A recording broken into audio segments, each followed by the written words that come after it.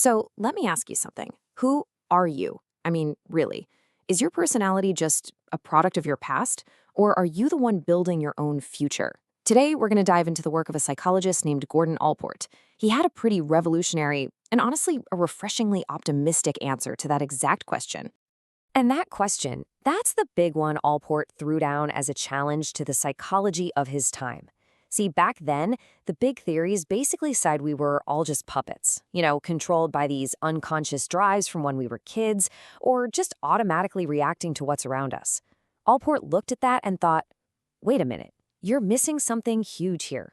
And that something was you. So what did Allport do? He came in with this bold, new perspective. He basically said, no, we're not just passively reacting to the world around us. Instead, he pushed for this really optimistic view of people, one where we're conscious, we're looking to the future, and yeah, we're in charge. And this contrast really gets to the heart of the whole debate. On one side, you've got these deterministic theories. Think psychoanalysis, behaviorism. They saw people as reactive, just shaped by stuff that happened in the past or by hidden motives we don't even know about. But Allport, he completely flipped the script. He said no. Healthy adults are proactive. We're driven by the conscious choices we make about our future.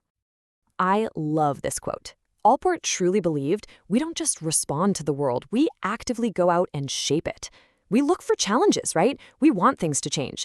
And we have this incredible ability to make our environment react to us. I mean, what a powerful shift in thinking that is. Okay, so this whole idea is wrapped up in a term Allport used, a teleological view. Yeah, it's a bit of a fancy word, but it's really just a way of saying that what makes us who we are isn't just about where we've been, it's about where we've decided we're going. It's our hopes, our goals, the things we set for ourselves. That's the real engine driving our personality. But, Allport was also a realist. He wasn't saying we have this absolute, totally unlimited freedom. Nope. Instead, he came up with a more subtle idea, a way to think about how we can actually grow the freedom we do have. He basically carved out this middle ground.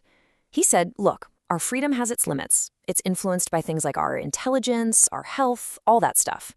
But, and this is the key part, it's not set in stone. We live in this fascinating space right between total determinism on one side and absolute free will on the other. So this naturally brings up a pretty big question, right? If our freedom is limited, are we just stuck? Is that it? And Allport's answer was a huge, emphatic no. He was convinced that we could actively work to expand our own freedom. Okay, so how do we actually do that? Well, Allport laid out a pretty clear path. He said we become freer the more we understand ourselves, the more knowledge we gain. Our freedom grows when we can take off those blinders of our own ego, and this is a big one, when we choose to tackle problems with a truly open mind. Now look, this is all a really inspiring philosophy, right? It feels good.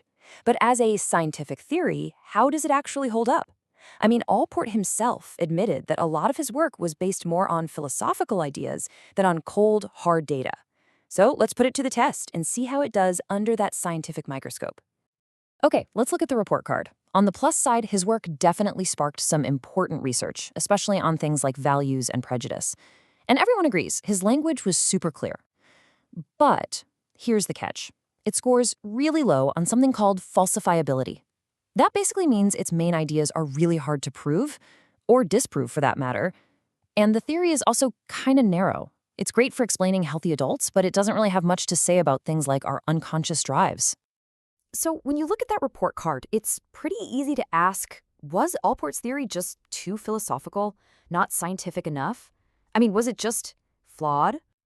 Or maybe we should look at it a different way. What if its real value isn't in being some perfect, airtight scientific model? What if its value is something just as important? A kind of foundational course correction for the entire field of psychology. And that right there is where we find Allport's real, lasting legacy. Yeah, it had its scientific limitations for sure, but his work fundamentally changed the entire conversation about what personality even is. I mean, his contributions were just immense. He set a whole new standard for being precise and thinking clearly in a field that, let's be honest, could be pretty vague. He was so careful about defining his terms. And maybe most importantly, he championed this idea, which was pretty radical at the time, that we have to treat people as unique individuals, not just as, a bundle of drives or conditioned reactions. At the end of the day, what Gordon Allport did was give psychology a way to understand the proactive person, the person who looks ahead, who sets goals, who actively shapes their own life. He was the one who reminded the entire field that this conscious, striving self, well, it's right at the very center of what it means to be human. And that brings us right back to where we started, and back to you. Because if Allport was right, if we really are defined by the future we're trying to build, then that leaves all of us with one last pretty powerful question to think about. What goals are making you?